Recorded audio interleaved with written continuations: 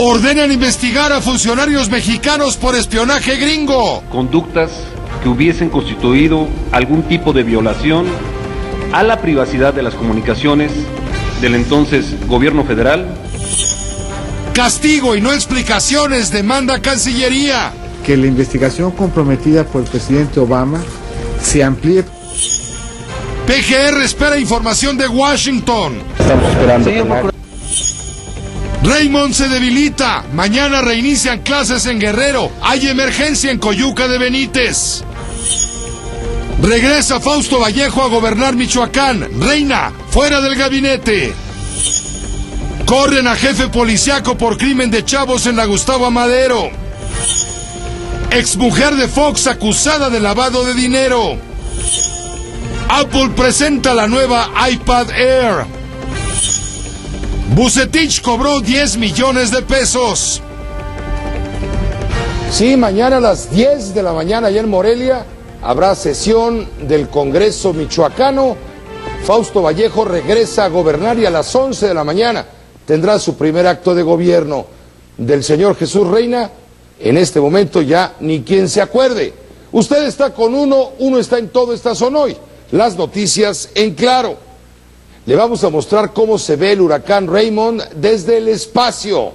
El satélite Aqua de la NASA capturó la impactante imagen del meteoro sobre las costas del Pacífico mexicano, principalmente en las costas de Guerrero y Michoacán.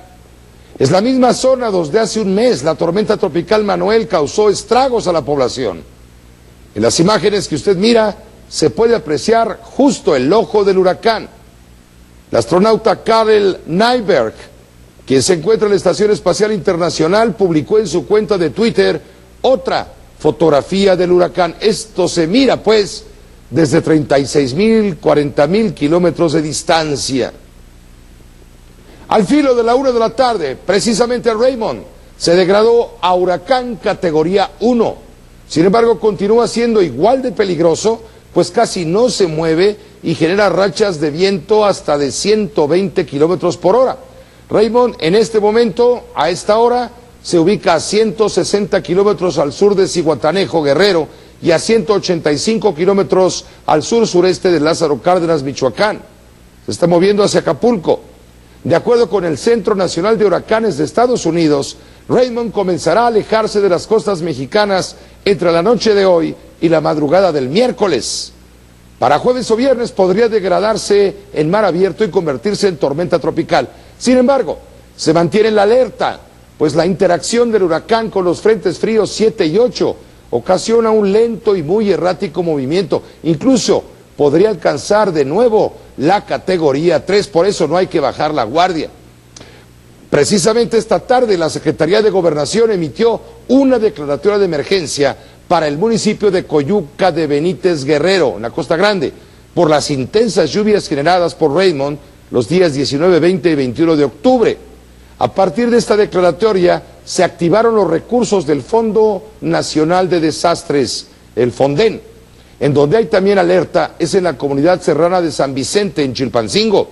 Ahí los pobladores tienen miedo de quedar sepultados, pues las intensas lluvias podrían ocasionar otro deslave. Con uno, Bernardo Torres, corresponsal en Guerrero, informa. Aún no se reponían de la contingencia generada por las tormentas tropicales Ingrid y Manuel y ya huyen del huracán Raymond. Desde el mes pasado, habitantes de San Vicente solicitaron urgentemente ser evacuados por el riesgo de deslaves. Con el nuevo temporal, 3.000 pobladores empezaron a abandonar sus casas, de por sí afectadas por el temporal. ¿Cómo está ya en San Vicente? Está lloviendo, está derrumbando, pues pero no salimos. Y para no andarse lamentando ya después ya que pasaron las cosas. A ver, se viene no con tiempo. La gran mayoría lo hace a pie bajo una intensa lluvia. Algunos son apoyados por un reducido grupo de vehículos oficiales o incluso empleando bestias. Los 3 niveles de gobierno va a apoyar para la reubicación aquí en Huapanguito. ¿Cuántas personas aproximadamente estarían en ese proyecto de reubicación? Ahorita la verdad no hemos confirmado si va a ser para todo, para toda la gente, pero pienso que sí, porque todos estamos en riesgo. Habitantes somos aproximadamente como 3.000 habitantes. La capital se encuentra a más de 4 horas en auto y más de medio día caminando, por lo que han optado por refugiarse en el monte, donde instalaron campamentos improvisados para protegerse. ¿Qué es lo que necesitan aquí ahorita? No, pues ahorita pues se necesita casi todo, pues. No sé, falta. Ropa pues trajimos poca nada más. Trajimos una cambia cada uno, pues porque no se puede más, pues como está lejos, pues para abajo, para abajo. ¿Cuánto tiempo es de aquí a San Vicente? Pues como 1 hora o media hora, caminando pues. ¿Caminando? Sí, caminando, porque los carros pues no pueden pasar para allá, para abajo. Otros más esperan con incertidumbre que alguien llegue hasta la comunidad para apoyarlos, con el riesgo latente de que el cerro les quite la vida. Con uno, Bernardo Torres.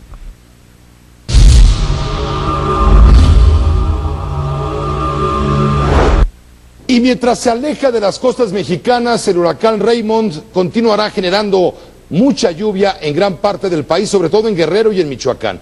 Las más intensas se esperan justamente entre Acapulco y Zihuatanejo, pero también en Michoacán, en Veracruz, en Puebla, en Oaxaca.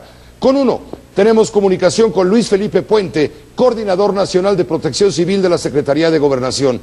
Luis Felipe, muy buenas noches, gracias por estar con uno. Muy buenas noches, me da mucho gusto saludarte nuevamente, Pepe. Pues aquí seguimos en la costa de Guerrero. Hicimos una revisión hoy por la tarde de todas las condiciones que guarda el huracán, que es categoría 1, pero te comunico ¿A qué hora se desinfló el huracán? Porque anoche cuando hablábamos con uno, andábamos todavía en categoría 3. En este momento es categoría 1 desde la mañana. Ya desde esta mañana amaneció categoría 1. Tuvo un desplazamiento hacia Acapulco de 10 kilómetros.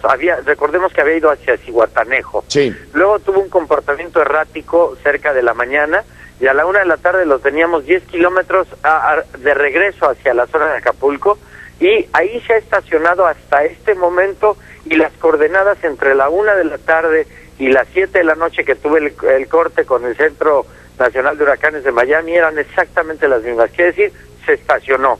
No ha variado su condición hacia ningún lado, ahí está con las franjas nubosas. Yo observé algo por la tarde-noche.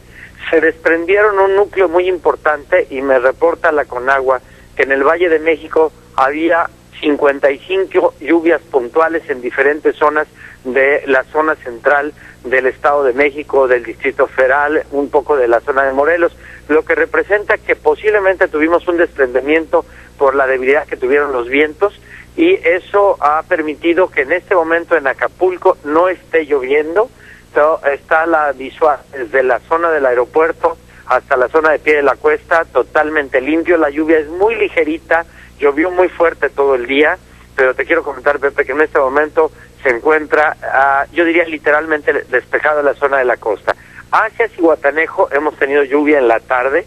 Hacia Lázaro Cárdenas, allí en Lázaro Cárdenas estuvo mi director hasta hace un momento, director de Protección Civil de la Secretaría de Gobernación, y me reportó absolutamente nada de lluvia en la zona de Lázaro Cárdenas, estando él presente ahí, lo que representa que el cono está cerrado entre la zona de Zihuatanejo y la parte de Acapulco. Pero todavía no podemos cantar victoria, Luis Felipe.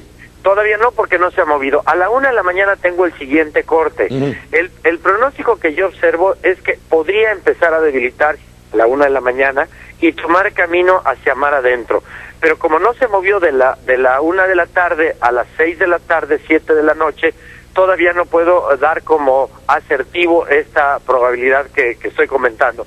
Yo creo que a la 1 de la mañana tendremos un nuevo corte, que le propuse al gobernador hasta este momento tener alerta naranja en todo el estado, que permitiera una condición que nos permitiera estar en comunicación permanente con Protección Civil del Estado, y a la 1 de la mañana estaremos dando un nuevo corte que permita saber si ya empezó a moverse, y sobre todo para mí debería empezarse a mover hacia mar adentro.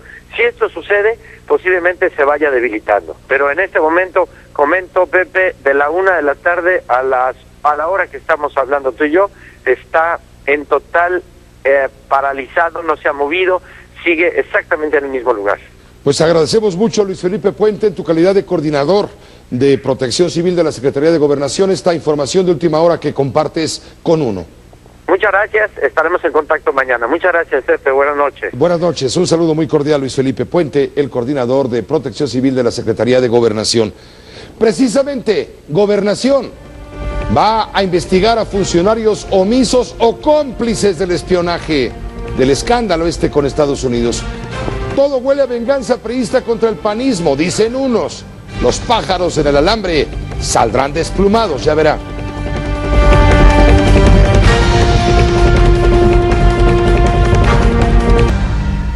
Antes de ir con el tema del espionaje, déjeme informar a usted que esta tarde Fausto Vallejo notificó por escrito al Congreso de Michoacán su reincorporación a la gubernatura del estado.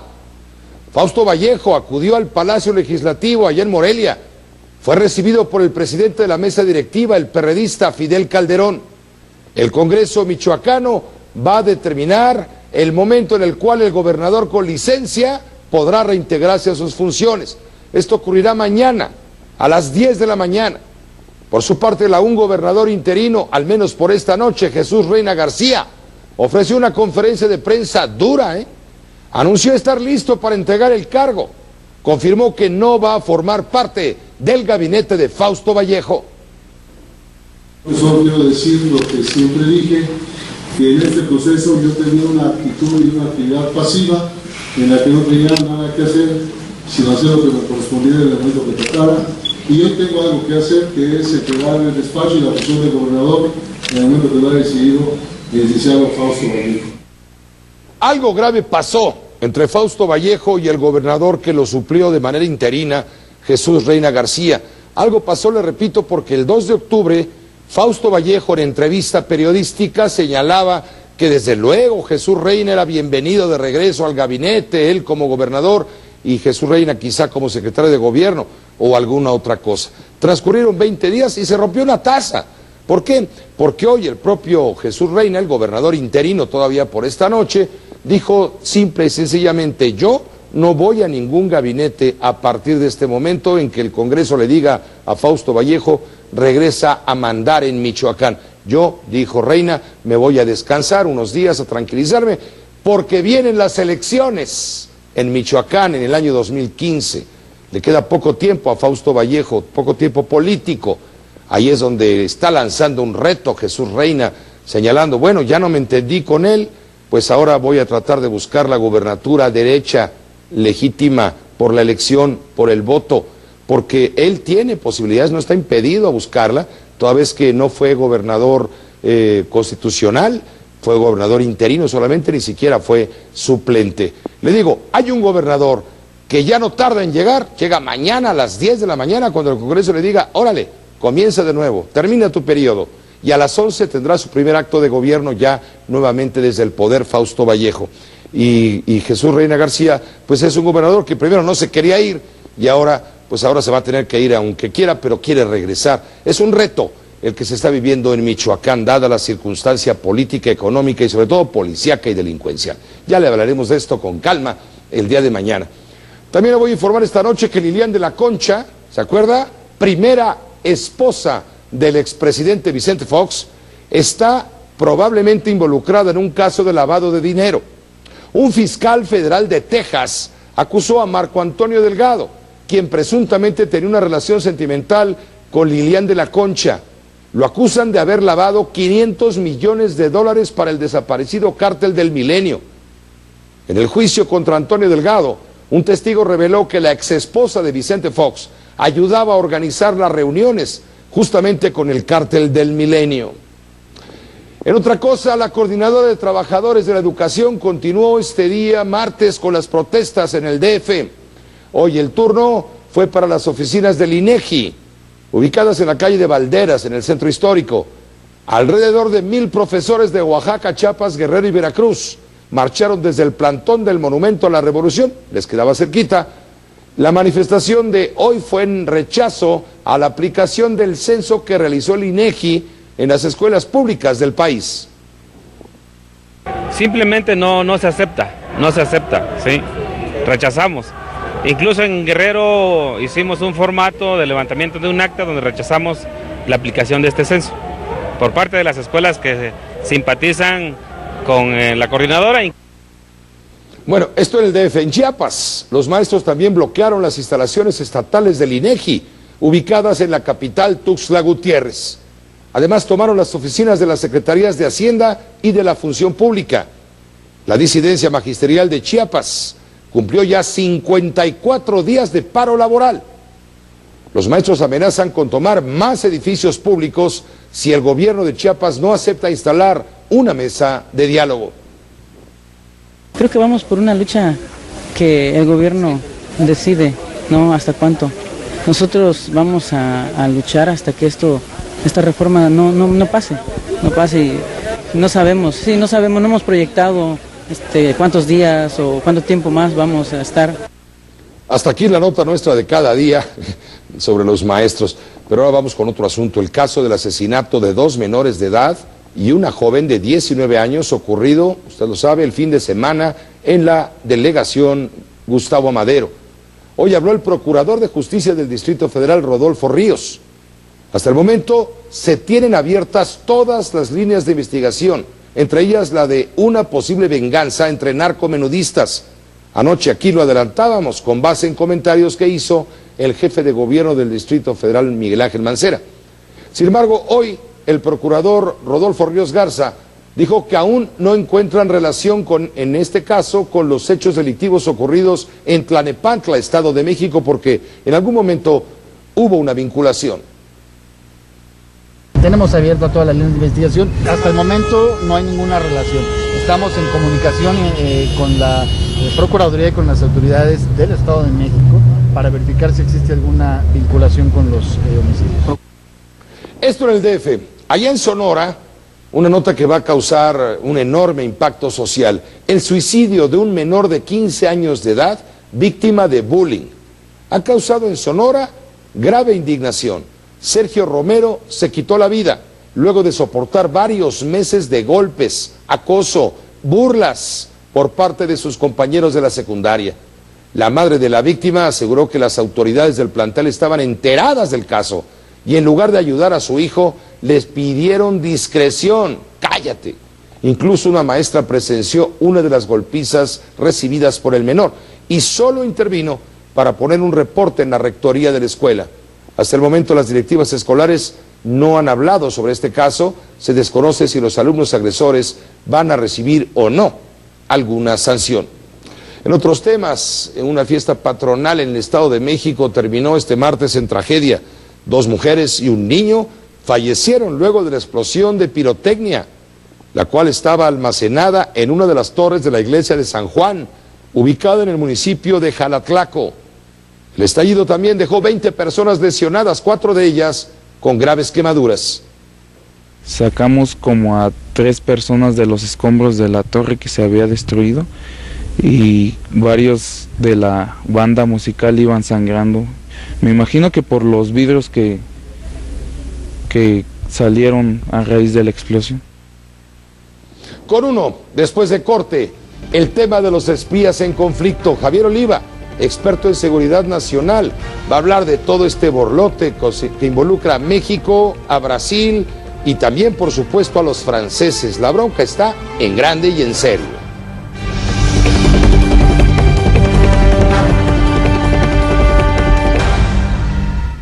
Se ha aprobado en el Senado de la República en comisiones el Código Fiscal. Ha iniciado de esta manera formalmente la discusión de las 4 minutas sobre la reforma hacendaria que llegaron procedentes de la Cámara de Diputados. Los votos decisivos han estado del lado de las bancadas del PRI, del Partido Verde. Le voy a informar con detalle con Adrián Capula. Con uno, los senadores tienen hasta el 31 de octubre para aprobar la reforma, pero eso seguramente ocurrirá antes, salvo a la mejor opinión de Adrián Capula en el Senado. Adrián, ¿cómo estás? Buenas noches. Pepe, muy buenas noches también para usted. Como puedes ver, nos encontramos en la zona de exposiciones de este Senado de la República. Y es que este ha sido un día largo, inició aquí en la Cámara Alta el proceso de los pesos y centavos, el paquete económico para el 2014. Como bien comentabas, las Comisiones Unidas de Hacienda, Comercio y Estudios Legislativos aprobaron ya lo que es el código fiscal y también la ley aduanera, sin cambios, tal y como lo enviaron las minutas los diputados. Pero esto aquí ha provocado una serie de reacciones encontradas entre los legisladores del PAN, PRI y PRD. Vamos a ver la siguiente historia que preparamos, Pepe. La encrucijada está a la vista. La estrategia económica del gobierno federal inició un intrincado camino en el Senado de la República. Vamos a votar en contra de estas reformas porque no estamos de acuerdo en el manejo económico que ha tenido el gobierno de la economía. Para el PRI, aprobar la reforma hacendaria sin cambios no será una tarea fácil, porque no le alcanzan los votos. Estoy viendo que hay voces que no están de acuerdo, seremos respetuosos, pero aquí les recuerdo, somos 128 senadores y gana la mayoría. Veremos cómo construimos los consensos para sacar adelante esta reforma hacendaria. Los opositores empezaron a mostrar sus armas para iniciar la ofensiva en contra de los nuevos impuestos. La estrategia que se está siguiendo es una estrategia equivocada. Tenemos una recesión en el país. La Secretaría de Hacienda no quiere llamar las cosas por su nombre, pero eso no quita que la realidad sí sea. Los priistas ratificaron que habrá reforma hacendaria, con o sin el respaldo del PAN, porque confían en mantener la alianza con el PRD. Que se acaben con los privilegios fiscales que son banderas del PRD y que hoy están aceptadas en la propuesta del gobierno. Es un acercamiento vergonzante del que debemos avergonzarnos en el PRD. Me parece que allí no hay razón. El Pleno del Senado de la República recibió el paquete económico del 2014, que incluye la ley de ingresos. La sociedad se ha expresado, y yo creo que una democracia de eso se trata, de escuchar, de modificar lo que debe de modificarse. Las minutas fueron turnadas a las Comisiones Unidas de Hacienda y Estudios Legislativos. Algunos temas en los que estamos invitando a otros senadores a que nos apoyen para echar abajo por lo menos el IVA en frontera. Nosotros estamos en contra de todo aquello que incremente los impuestos a las familias, que incremente los impuestos a la empresa, que incremente los impuestos a la generación de empleo. Otros no solo apoyarán la reforma hacendaria, sino que incluso propondrán que el impuesto especial de 5% a los llamados alimentos chatarra se incremente al 8%. Sino que buscaremos que en la discusión que se está llevando a cabo en el Senado de la República logremos llevarlo al 8%. El desenlace todavía es incierto.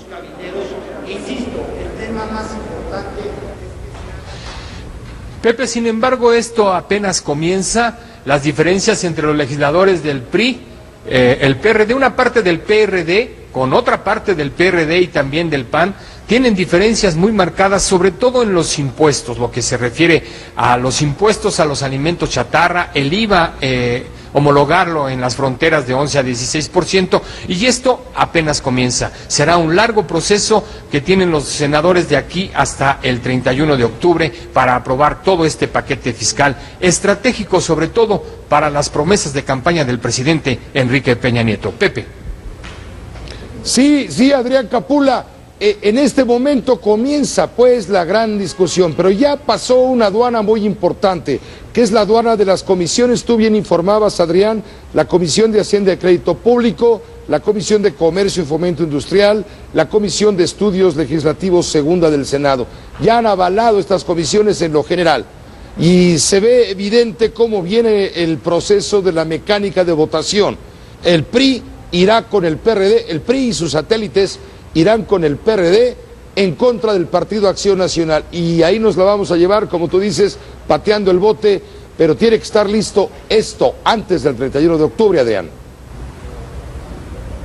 Así es, Pepe, y bueno, como tú bien dices, esto no se acaba hasta que se acaba, como dicen los cronistas deportivos, y será, te digo, principalmente las diferencias más marcadas en cuanto a los impuestos que se aprobaron en la Cámara de Diputados. Hay que recordar que es una parte del PRD que está con el PRI, principalmente esta corriente denominada los chuchos, y otra que son los bejaranos y también movimiento progresista que encabeza Marcelo Ebrard, los que están oponiéndose a esta reforma fiscal que consideran recesiva. Pepe.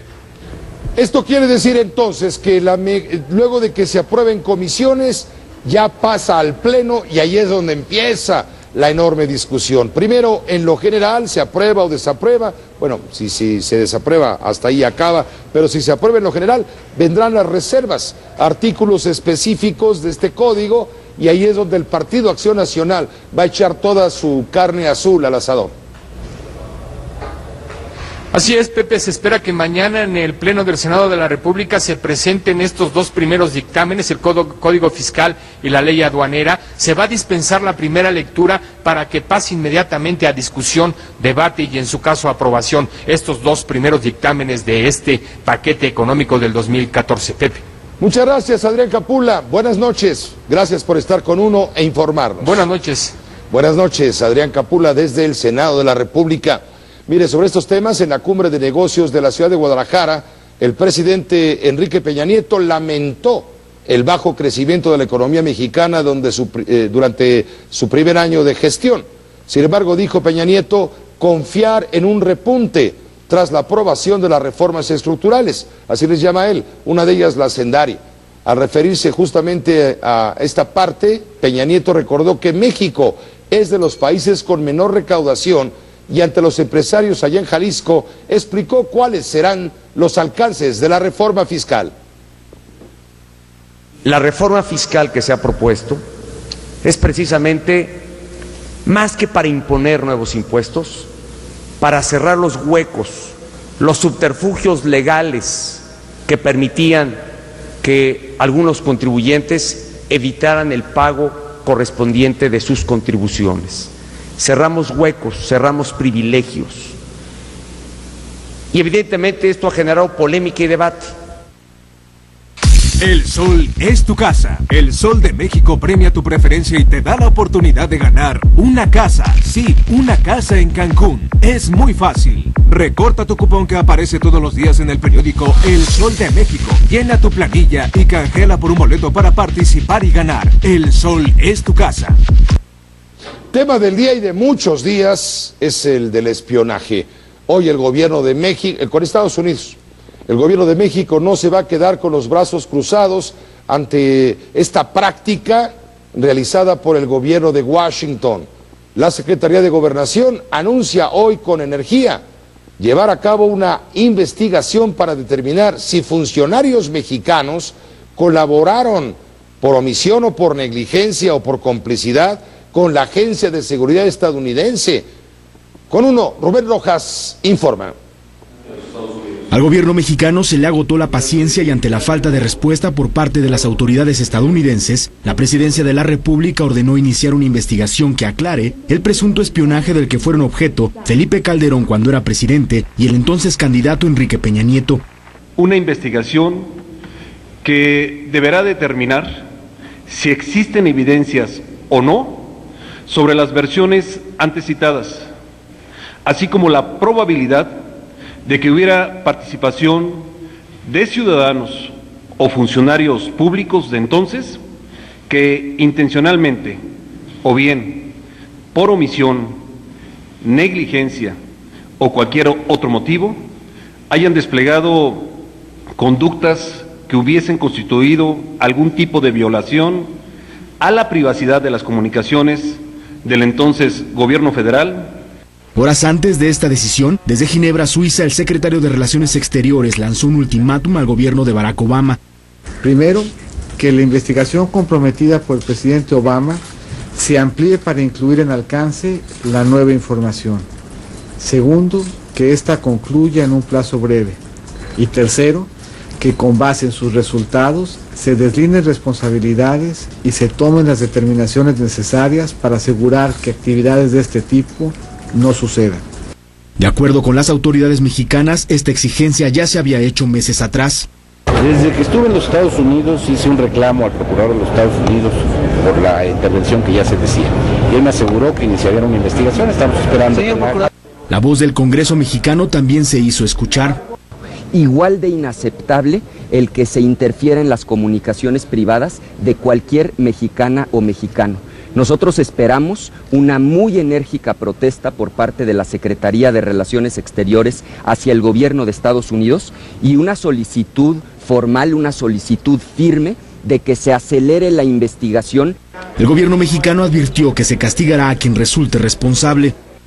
Habremos de seguir todas las líneas de investigación posibles, para lo cual he girado instrucciones a la Coordinación General de Prevención de Delitos Cibernéticos de la División Científica de la Policía Federal para que, en coordinación con el Centro de Investigación y Seguridad Nacional, lleven a cabo una investigación exhaustiva. El secretario de Gobernación aseguró que se han reforzado los mecanismos de seguridad en las comunicaciones de voz y datos, así como las redes, sistemas de comunicación y encriptamiento utilizados por el gobierno federal. Con uno, Rubén Rojas. Esto aquí en México. Pero también hay disgusto por el espionaje contra ciudadanos y funcionarios del gobierno en Francia. El canciller Laurent Fabius recibió esta mañana en París al secretario de Estado estadounidense John Kerry. Barack Obama le dijo: te me vas pero ahorita para París y arréglame la bronca. Le exige el presidente, la Cancillería de Francia, una explicación por esta práctica. Ayer hablaron Obama y Hollande, el presidente francés. Hoy ya estaba Kerry ahí desayunando en París. Kerry intentó, como pudo, suavizar las cosas hablando en francés. Francia es uno de nuestros más viejos aliados en el mundo, y yo tengo una relación de trabajo muy estrecha con Laurent Fabius. Tendremos discusiones bilaterales, incluyendo con nuestros socios franceses, para solucionar este tema. Bueno, en todos lados se cuecen habas, porque en Brasil la señora Dilma Rousseff está furiosa, o cuando menos hace como que dice que está furiosa. En México no me cabe la menor duda. El presidente Peña Nieto ha dado un manotazo en la mesa y le ha ordenado al secretario de Gobernación, al canciller, desde luego, el doctor José Antonio Meade, y también al procurador Murillo Karam, que hagan declaraciones y que exijan cuanto antes investigaciones, lo necesario para que la sociedad en México no se exalte por todo lo que está pasando. Con uno, Javier Oliva, especialista en temas de seguridad nacional, a quien agradecemos mucho esta noche en estudio su presencia, estar con uno. Javier, buenas noches. Pepe, gracias por la invitación, con mucho gusto. A ver, vamos leyendo las cosas. ¿Tú cómo lo ves? Aquí lo vimos como un manotazo acá, un manotazo en París, en fin, pero la cosa es grave, ¿o no? Es muy seria porque además hay una cosa que no se ha dicho, Pepe, y que es muy importante. La Agencia Nacional de Seguridad es la cabeza del sistema de inteligencia militar estadounidense. Y esto es muy diferente si la comunidad de inteligencia civil investiga a tal o cual gobierno, a tal o cual político, a tal o cual tema. Una cosa muy diferente es que un presidente, por ejemplo el francés, o el expresidente Calderón, o el candidato del PRI, presidente de México, sea objetivo de la inteligencia militar. Es un cambio fundamental. Y esto nos habla también un poco de los niveles por un lado, de desconfianza, porque lo que se busca es información política para tratar de incidir en las decisiones de quien las adoptará más adelante, en este caso un presidente o una presidenta en el caso francés.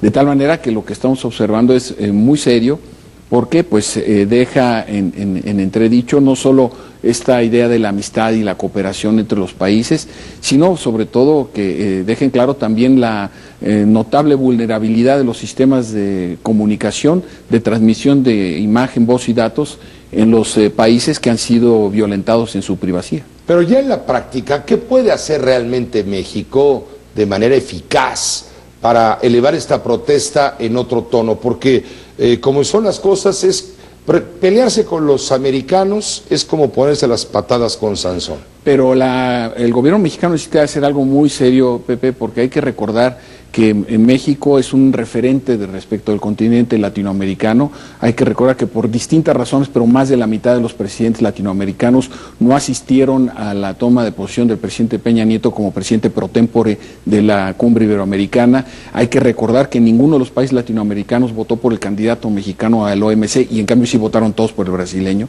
Es decir, el distanciamiento de México respecto a América Latina en este momento es grande, pero en este momento sería una muy buena oportunidad para que el gobierno mexicano, a través de su política exterior, demostrara que tiene ese liderazgo que aún reclama en los distintos foros. Es lo que llaman ustedes los analistas el spin.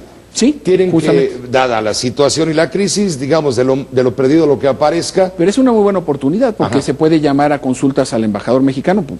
Sería un buen signo, ¿no? Por supuesto. Porque no solamente quedaría a nivel de declaraciones, que como vemos han ido en aumento, porque hoy el jefe del gabinete formal, que es el secretario de Gobernación, sale a fijar una posición más específica, más tratando de poner en la mesa de análisis si hubieran funcionarios o exfuncionarios que estuvieran anuentes al espionaje estadounidense. Javier Oliva, pero estas expresiones del secretario de Gobernación, hasta el Procurador General de la República, desde luego del secretario de Relaciones Exteriores, aunque parecen mensajes hacia afuera, ¿no son más bien voces hacia adentro para calmar las aguas que se agitaron con la indignación que nos provocó el haber sido señalados como espiados por Estados Unidos? Sí, sin duda alguna que también tiene este doble sentido. Una lectura doble, ¿no? Pero si hay, yo por ejemplo pensaría también un posicionamiento del Senado de la República, si hay un posicionamiento de la Cámara de Diputados, es decir, que los distintos actores institucionales que tienen que ver con el diseño de la política exterior de México participan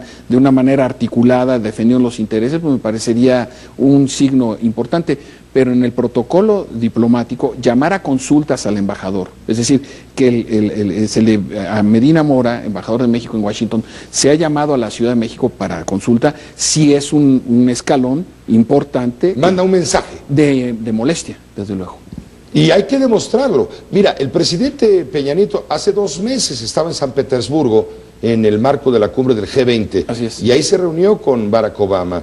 Y según se informa, en ese momento, si no le reclamó, le pidió una explicación.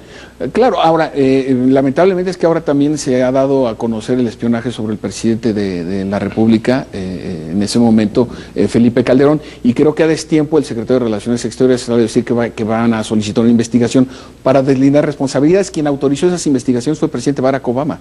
O sea, no hay más. Sí, tiene que saber. Pues, por supuesto. Entonces, claro. Y más si se trata de inteligencia militar. Y él acababa de iniciar como presidente. Las elecciones en Estados Unidos fueron en noviembre del 2009 y él comienza como presidente de los Estados Unidos en enero del 2010. Entonces, todo este proceso tiene que ver con el cambio de gobierno en Estados Unidos en ese momento y que son líneas de investigación que persisten. Aquí el tema fundamental, Pepe, es esa información que se está obteniendo se va a compartir, se va a dejar de hacer, hasta qué punto va a profundizarse la confianza entre los dos países. Por eso es importante que el gobierno mexicano fije una posición de liderazgo georregional, claro, que nos permita tener una interlocución de tú a tú. No se trata de pelearse, simplemente se trata de establecer reglas del juego claras, como lo pidieron en Francia, o lo pidió Dilma Rousseff, o lo pidió Angela Merkel desde Alemania, ¿no? Sin duda.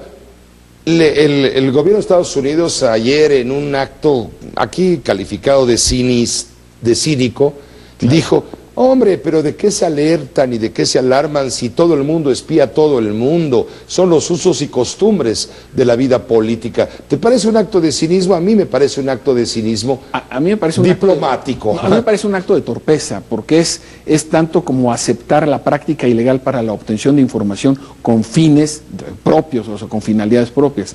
Entonces, esto, finalmente, aunque se haga, no quiere, o que se tolere, no quiere decir que se reconozca. Me parece que en la medida en que no haya fórmulas de compartir esa información de para qué se quiere, bueno, hay protocolos, hay convenios, sí. Acaba de pasar la reunión de la Interpol en Colombia, por ejemplo. Es decir, sí hay protocolos donde nos establecen mecanismos de seguridad y de confianza entre los gobiernos. Entonces, si no, de otra manera no se puede avanzar.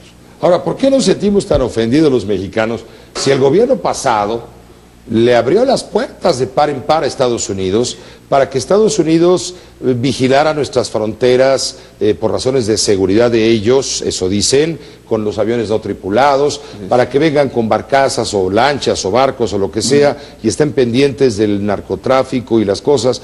Si Genaro García Luna en su momento recibía información privilegiada por parte de Washington sobre movimientos que tenían que ver con el crimen y la delincuencia, ¿por qué nos quejamos si nosotros mismos les abrimos las puertas de par en par, por no decir otras cosas? Es que, fíjate, estás tocando un punto muy sensible, porque hay que recordar que el presidente Enrique Peña Nieto cerró las puertas a los convenios estos abiertos que hizo el presidente Calderón, en donde no había prácticamente ningún control. Entonces ahora, al establecer lo que de manera eufemística se le llamó la ventanilla única, es decir, a través de la Secretaría de Gobernación, todas las agencias de la Comunidad de Inteligencia de Estados Unidos tienen que pasar por ahí, pues se supo, salió, tú mismo lo publicaste, que habían generado molestia e inconformidades en algunas áreas del gobierno de Estados Unidos, sí. Y es lógico.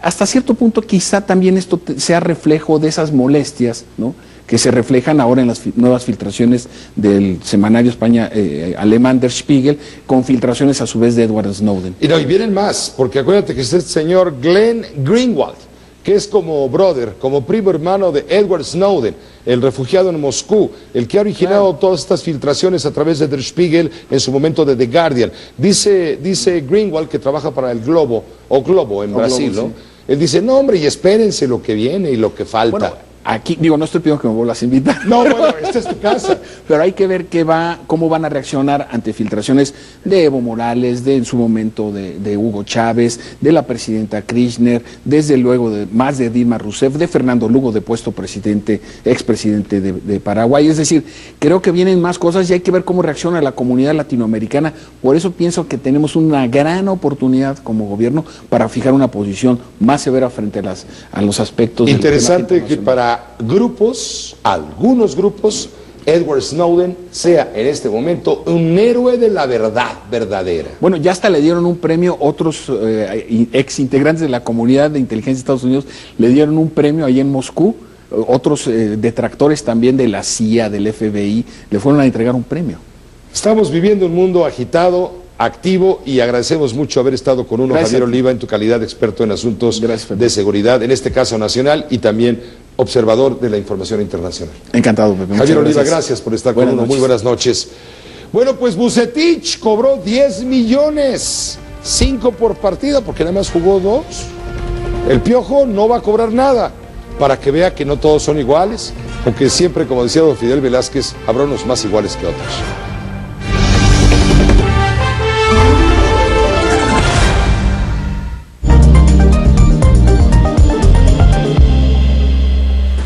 El último dato sobre creación de empleo en los Estados Unidos, mucho menor a lo previsto por expertos, favoreció a la Bolsa Mexicana de Valores. En contraste con la jornada previa, hoy reportó un ligero avance. Esto también benefició al peso, que ganó terreno frente al dólar. El mismo comportamiento positivo tuvieron las reservas internacionales del país. Registraron un nuevo máximo histórico, de acuerdo con datos divulgados por Banjico.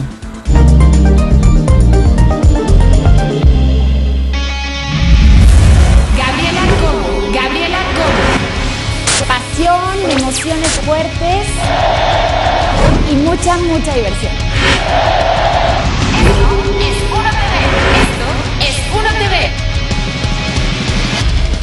Con uno, Gabriela Cobo saca la lupa, el microscopio y la calculadora para ver cuánto se llevó Buce por haber dirigido a la selección mexicana 2 partidos, una la nota. Gaby. Hola Pepe, buenas noches. Efectivamente es el Rey Midas, todo lo que toca es oro, y no precisamente por los resultados que tuvo la selección, sino por lo que ganó. Le pagaron $250,000 por cada partido, o sea, $500,000 por los 2 partidos, y $250,000 más por darle las gracias por haber estado ese tiempo. Digamos, para que Chitón se calle. Exactamente, $750,000, exactamente son 9,750,000 pesos, 637. Con esto se vuelve en el único estratega en la historia en ganar tanto dinero en tan poco tiempo. Bueno, ni ¿cómo se llama? El del Barcelona, Pep Guardiola, ni... Además le habían prometido $1 millón solamente si en México se ven estas $1 millón si calificaba al Mundial, que era lo mismo que le habían prometido a Chepo de la Torre, pero bueno, Chepo por un proceso de 2 años, Vucetich por 2 partidos o 4 si se quedaba en los partidos de repechaje. Esto fue lo que ganó Vucetich. Ahora lo que queremos saber es cuánto fue por el Chepo, pero bueno, parece ser que ese sí va a ser un secreto que nunca podremos revelar. Pero es una cantidad fuertecita. Debe de ser, por eso seguramente no lo querían quitar y sabían cuánto les iba a costar. Pero yéndonos a asuntos de la selección sub-17, ganaron hoy su segundo encuentro, 3-1 contra Irak. Ya en el segundo tiempo aflojaron el paso, estaban medio irregulares, pero bueno, después consiguieron el triunfo después de la goleada que sufrieron en su debut, y ahora van contra Suecia, que empató a 3 precisamente con Nigeria, y se van a enfrentar a ellos el viernes. Contento porque recuperamos confianza, que era lo principal, y tuvimos buenos momentos de fútbol que concretamos con gol. No, siempre hay cosas que mejorar en un partido, y y seguro que tendremos que analizar bien esos puntos. La parte defensiva sin duda es uno de ellos y procuraremos estar lo mejor posible para seguir con la idea de buscar este campeonato. Irak no tiene ningún punto todavía, Nigeria y Suecia tienen 4, México tiene Irak 3. es malón. Y ya con eso, bueno, México puede todavía aspirar si gana o empata en el último partido de los octavos. Nigeria muy bien. Ya se está rumorando que hay algunos jugadores de Nigeria que se quieren traer al Atlante. Dos de los jugadores que han metido muchísimos goles allá en este campeonato. Y bueno, ya pasaron 7 semanas cambiando deporte en la NFL. Sorprendieron las victorias de los Jets, de los Giants y sí, de los Steelers, que ya tienen 2 partidos ganados. Ya le quitaron el invicto a los Broncos de Denver y a estas alturas de la vida todavía hay un equipo que lleva marca perfecta, los Jefes de Kansas City. Con uno, Guillermo García informa. Esto nos dejó la semana 7 de la NFL. Indianapolis confirmó que es de a de veras después de quitarle el invicto a Denver y colocarse en la cima de la división sur de la Conferencia Americana. El punto negro para los Potros es que perdieron por el resto de la campaña a su receptor estrella Reggie Wayne. Kansas City sufrió para ganarle a Houston, pero se quedó como el único invicto de la liga. En la nacional, San Francisco ya se enrachó con 4 victorias en fila. Fue una semana complicada en cuanto a las lesiones. Sam Bradford de San Luis, Brian Cushing de Houston y Leon Hall de Cincinnati ya dijeron adiós a la campaña, mientras que otros estarán en el hule un rato, como Lance Briggs y Jay Cutler de Chicago, además de Jermichael Finley de Green Bay. El momento triste de esta jornada fue la muerte de Bud Adams, propietario de los Titanes de Tennessee, quien falleció de causas naturales a los 90 años de edad. En lo individual, Peyton Manning de Denver es el mejor en yardas y pases de anotación con 2.565 y 25 respectivamente. Por tierra, destaca LeSean McCoy de Filadelfia con 625 yardas. Robert Mathis de Indianápolis es el mejor en capturas con 11 y medio. Con Uno Sports, Memo García. Y mañana arranca el clásico de otoño en casa de los Medias Rojas. Se van a estar enfrentando a los Cardenales, 2 equipos que durante la temporada regular tuvieron la misma marca, 97-65. Esta va a ser una revancha de la Serie Mundial de 2004. Con uno, Guillermo García informa.